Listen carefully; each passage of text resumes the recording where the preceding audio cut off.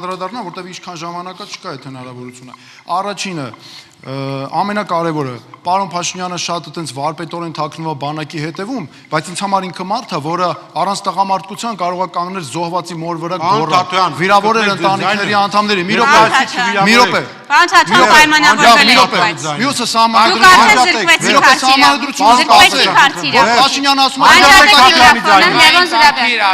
տղային կարգի Պարոն Փաշինյան մի միջամտեք, պարոն Թաթոյան ձեր միկրոֆոնը անջատած է։ Պարոն Կարապետյան։ Պարոն Սուրաբյան։ տղուկ կարգի Պարոն Նիկոլ Փաշինյանի միկրոֆոնը անջատեք երկուսինը։ Մի րոպե։ Պարոն Փաշինյան, չի կարելի։ Պարոն Փաշինյան, անջատեք Փաշինյանի ձայնը, անջատեք Թաթոյանի ձայնը։ Խոսելու եք, պարոն Սիմոնյան։ Պարոն Կարապետյան, խնդրեմ։ Հետո դուք պարոն Սուրաբյան։ Մեկը Փաշինյանի ձայնը անջատած չի կարող պատասխանի։ Խնդրեմ։ Մենք պետք է կենտրոնանանք այն խնդիրների վրա, որը ապագայում է մեզ սպասում, քննարկումների հիմնական տեխնիկական հարցերի մասին էին, բացի մի քանի հարցերից,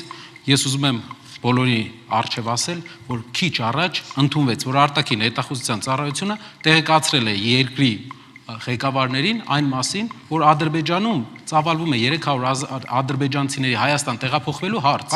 Եվ այդ մասին դուք էլ ասեցիք, որ ինստիտուցիոնալ ինստիտուտները աշխատում են։ Այո, աշխատում են։ Պատմեք Հայաստանի ժողովրդին, Հայաստանի ժողովուրդ, իմացեք։ Հարևան երկրի ղեկավարը ամեն օր խոսում է, որ իրենք պետք է վերադառնան մեր հողեր։ Այդ մասին երկրի ղեկավարությունը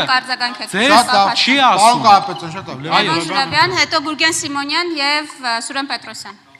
Ուրեմն այստեղ Նիկոլ Փաշինյանը ներկայացրեց Ղարաբաղյան շարժումը որպես թակարդ, որի մեջ մենք հայտնվել էինք, եւ ես ուզում եմ իրեն ասել, որ շարժման գլխավոր առիթը եւ պատճառաբանությունը եղել է Լեռնային Ղարաբաղի բնակչությանը ցեղասպանությունից փրկելու նպատակը։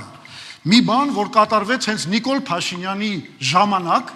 որովհետև ինքը հպարտությամբ է հիմա խոսում այն բանի մասին, որ ինքը զոհաբերել է Լեռնային Ղարաբաղը, որ կարողանա Ադրբեջանի հետ կառուցի Գուրգեն Սիմոնյան հաշտություն եւ երկխոսություն։ Գուրգեն Սիմոնյան, Սուրեն Պետրոսյան։ Ներողություն,